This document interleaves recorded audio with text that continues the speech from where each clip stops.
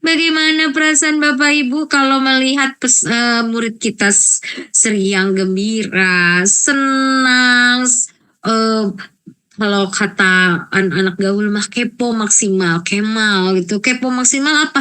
Seneng bertanya, kemudian rasa ingin tahunya tinggi, kemudian dia juga aktif gitu ya. Dan mereka juga menikmati masa-masa belajarnya dengan bahagia gitu.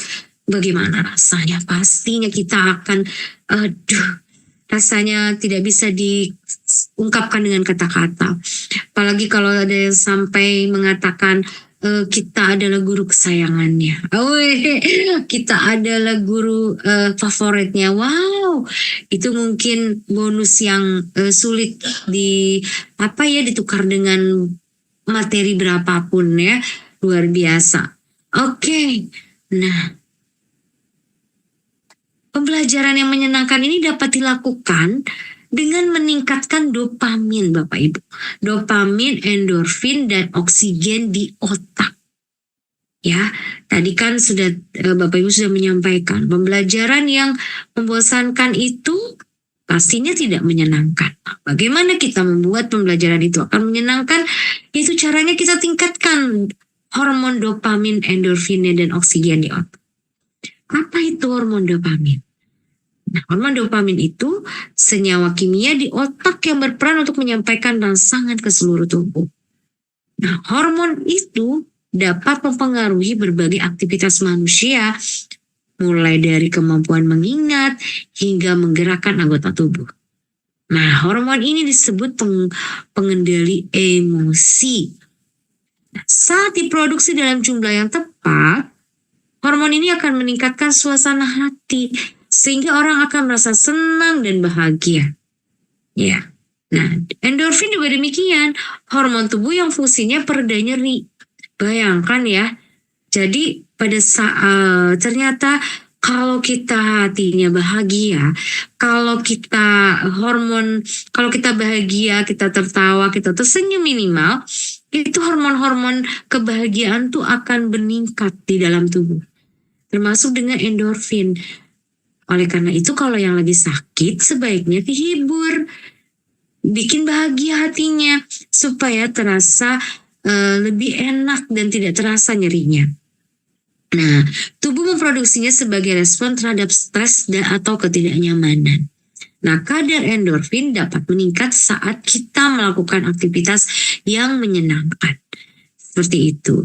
Jadinya intinya adalah kita upayakan pembelajaran itu membuat mereka senang sehingga hormon-hormon kebahagiaan ini akan meningkat di dalam tubuh kita. Dan pastinya oksigen juga akan tersalur dengan baik di otak.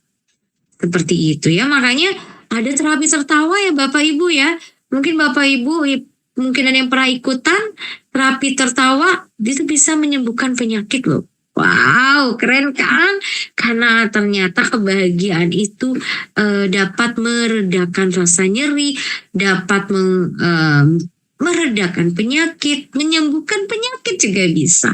Nah, di sini pastinya kalau anak-anak merasa senang, dia akan menikmati dan dia akan bahagia. Pastinya ya.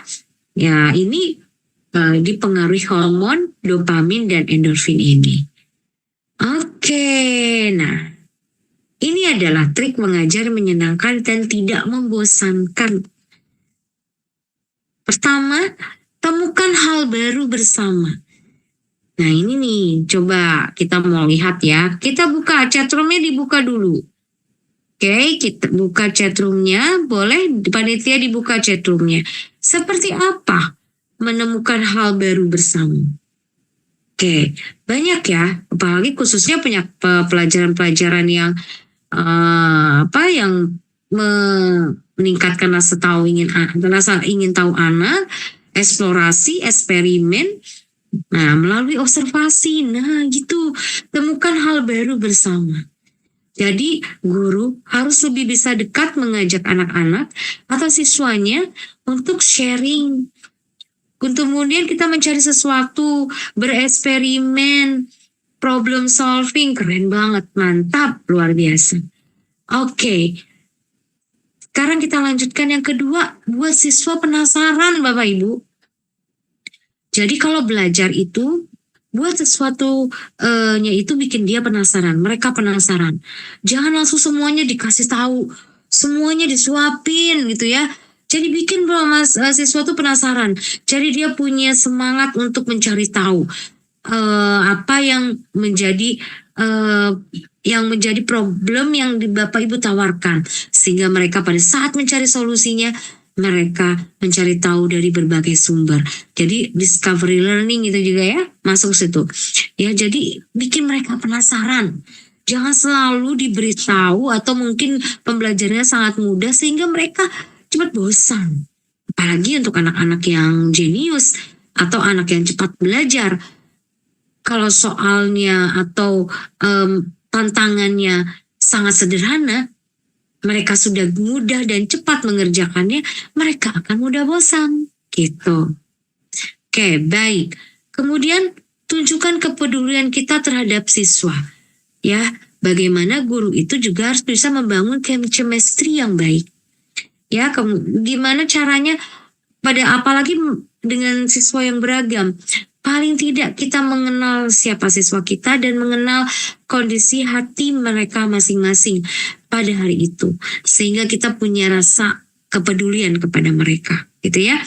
Jadi ini penting sekali dibangun, ya, dibangun kepekaan, kepedulian kepada siswa. Kadang-kadang kita juga bersikap konyol, bercanda-bercanda. Buat apa? Buat membuat siswa itu nyaman. Kemudian diberikan ice breaking kata Bu Harisa. Oke, kita lihat lagi. Apa lagi? Libatkan siswa dalam proyek. Apalagi di kurikulum Merdeka, model pembelajaran yang diharapkan dan digunakan adalah proyek. Karena dalam proyek, siswa itu terlibat aktif. Tidak semua dikasih tahu sama gurunya. Jadi siswa harus bagaimana caranya mereka menyelesaikan masalah itu, ya, sesuai dengan proyek yang diberikan. Nah, mereka dalam proyek biasanya berkelompok, ada dinamika kelompok, sehingga mereka berinteraksi dengan temannya, mencari tahu, kemudian mencari solusinya dari tantangan proyek yang diberikan oleh gurunya. Keren pokoknya proyek. PAUD saja sudah bisa menggunakan model project ini. Alhamdulillah sekolah saya sudah lakukan.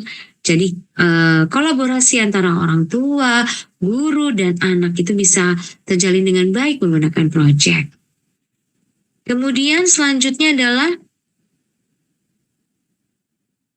hindari kebiasaan monoton. Minimal dari layout bangku kelas. Kadang layout saja suasana kelas bikin bosan. Apalagi kalau itu saja yang digunakan. Apalagi guru tidak menggunakan media atau alat peraga sehingga menimbulkan kebosanan. Jadi hindari kebiasaan yang monoton. Setiap hari harus ada sesuatu yang baru. Kebetulan sekali saya pernah nih mengajarkan materi yang sama seperti ini, tapi saya tidak lagi menggunakan bahan tayang yang sama, karena juga saya orang yang bosan. Teman-teman yang mungkin sudah pernah ikut saya akan bosan juga, jadi kita buat sesuatu yang berbeda. Seperti itu. Oke. Kemudian, kalau materi pembelajaran mau review, tapi jangan diulang. Jadi direview menggunakan tanya jawab. Sehingga anak-anak kita jadi tahu nih mereka sudah sejauh mana memahami materi yang kita berikan. Oke, kemudian ganti pelajaran dengan percakapan. Oh iya, Bapak Ibu, terkait dengan review, bisa juga menggunakan dengan game. Game edukasi, ya, atau dengan permainan-permainan lain untuk review materi. Jadi tidak harus dengan diskusi saja atau tanya jawab saja, tapi bisa juga dengan cara-cara lain.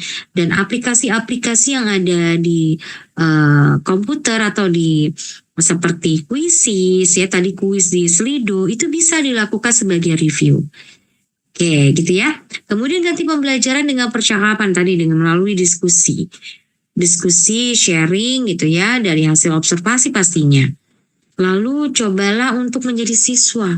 Kadangkala kita perlu juga Bapak Ibu untuk menjadi siswa. Gimana rasanya kita menjadi siswa? Jadi bisa saja kita beri tantangan anak untuk mengajar atau memberikan untuk sharing presentasi. Kita jadi siswanya, gitu ya. Jadi berbagai cara untuk membuat kegiatan belajar jadi aktif adalah kita juga harus bisa menjadi fasilitator yang baik. Gitu. Dan jangan beranggapan terlalu serius. Ini maksudnya apa? Ya sesuatunya boleh serius. Ya seperti saya juga mengajar serius, tapi saya santai. Dan serius boleh, tapi tidak menegangkan. Serius boleh, tegas boleh, tapi tidak menakutkan. Gitu ya. Oke.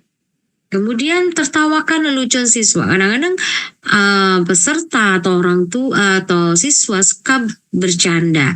Selama bercandaannya itu tidak melanggar norma, kemudian dia masih sopan, isokilah kita tertawakan leluconnya. Tapi kalau leluconnya tidak baik, kita juga harus bisa mengarahkan kalau itu tidak baik. Seperti itu gambarannya. Oke, kita lanjutkan.